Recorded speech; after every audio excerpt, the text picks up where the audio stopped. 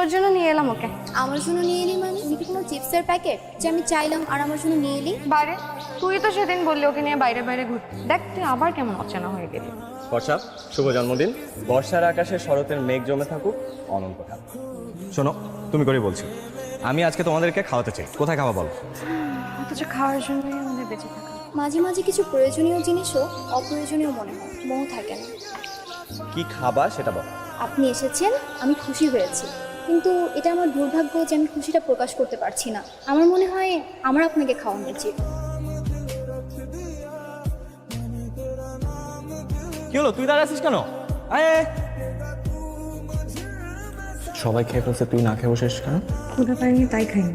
আমি কিন্তু জানি তুই আমার জন্য অপেক্ষা করছিস। আমি কি বর্ষা নাকি যে তোমার জন্য অপেক্ষা করবো?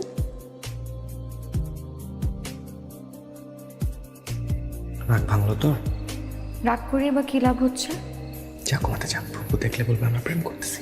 তো প্রেম করলে ক্ষতি কি? চলো চল করি, শিখাবি আমাকে। আমি কি প্রেমের স্কুল খুলেছি সে তোমাকে প্রেম শেখাবো? তুই খুব সুন্দর।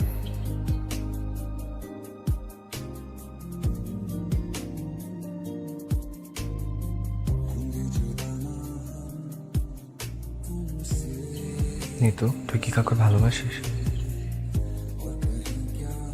বাসি, অনেক ভালোবাসি, তো সে কে জানি না। আরমান নামের একটা ছেলের কথা বলেছিল আমাকে। সে কোথায়? ভালো লাগে না ওকে আর? ও, ওর কথা তো আমি ভুলেই গিয়েছিলাম, তুমি বলাতে মনে পড়ল। কিছুদিন আগে দেখা হয়েছিল, কি যেন হড়বড় করে আমাকে বলছে, আর আমি ভুলে গিয়েছি। কলেজে যায় না? আসে, হয়তো ইচ্ছে করে সামনে আসে না। একটা ছেলে এতবার তোর সামনে আসতো, হুট করে আসা বন্ধ করে দিল। তার শূন্যতা তোর অনুভব হয় না? মনে হচ্ছে হয়। বর্ষার আজকে থাকবে? ওকে উপরে আসতে বল, আড্ডা দিই। ওর শরীর খারাপ, জ্বর। আচ্ছা, যে মানুষটা সবসময় সামনে থাকে, মানুষ কি তার শূন্যতাটা অনুভব করতে পারে না?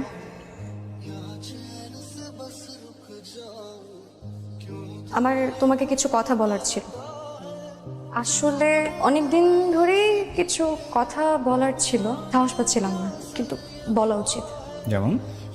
এই যে ধরো, কোনো এক বাড়িতে সুপেয় জলের অভাব, হঠাৎ একদিন অনেক বৃষ্টি হলো, আমাদের কি করা উচিত? বৃষ্টির জল ধরে রাখা। কিন্তু বাড়ির মালিক বৃষ্টির জল ধরে রাখবে যে পাত্র দিয়ে, সেটা খুঁজতে খুঁজতে সময় শেষ, এদিকে বৃষ্টি ফুরিয়ে গেল। নিতু, আমি না খুব সহজ সরল একটা ছেলে, যদি রূপক কথা বোঝার মেধা আমার নেই। তুই আমাকে প্লিজ একটু সহজ ভাষায় বল। সহজভাবে বোঝাতে পারবো না, আসি। আরে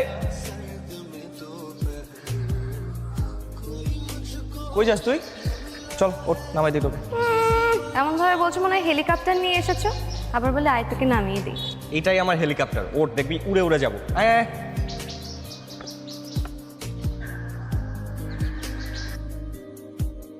আচ্ছা বর্ষা, তুমি তো জন্মদিনে কিছু নিলে না, তোমার জন্য একটা উপহার আছে। কবে নেবে বলো তো? আবার যদি দেখা হবে? আচ্ছা শোনো না, তুমি কালকে একটু আমার সাথে দেখা করবে প্লিজ? তোমাকে নিয়ে একটু সুন্দর ভাইয়ের সাথে দেখা করতে চাই।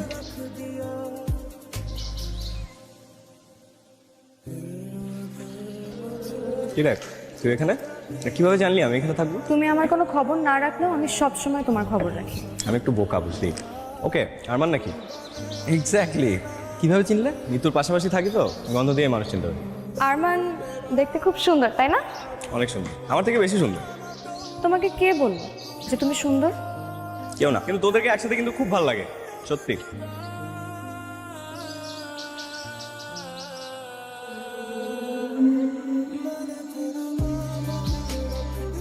খালা তোমার জন্য মেয়ে দেখছে, বিয়ে দিয়ে দিবে। আমার বিয়ে? কবে, কখন, কার সাথে? বর্ষার সাথে। তুই ফান করতেছিস? বর্ষা মেয়ে ভালো, কিন্তু আমি কোনোদিন ওভাবে ভাবি নাই। বিশ্বাস না হলে খালাকে জিজ্ঞেস করো, তাহলেই তো হয়। তুই কি সিরিয়াস? আমি কিন্তু মাকে জিজ্ঞেস করবো। তোমাকে তো খুশি লাগছে কেন? খালা কিন্তু সত্যি বিয়ে দিয়ে দেবে, খালা আর ফুপু মিলে এটা সত্যি করবে।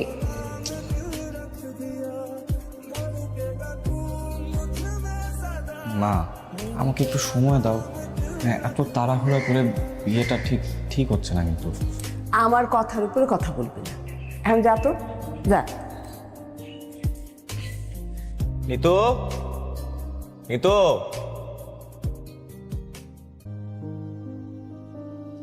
নিজের প্রতি ঘৃণা আমার দিন দিন বেড়েই চলেছে। অন্ধকার গাঢ় হলে আমরা যেমন নিজের অস্তিত্ব হারিয়ে ফেলি, আমার মানসিকতার অন্ধকারে আমি নিজেকে তেমন হারিয়ে ফেলেছি। এই জন্যই হয়তো সত্যিই যাকে ভালোবাসতাম তাকে হারিয়ে ফেলেছি।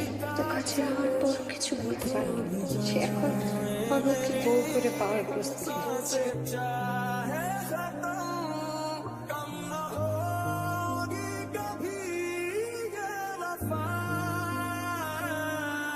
ঘরে চল, বৃষ্টি আসবে, তুই যা চাইবি তাই হবে, দেখিস। ঘরে চল।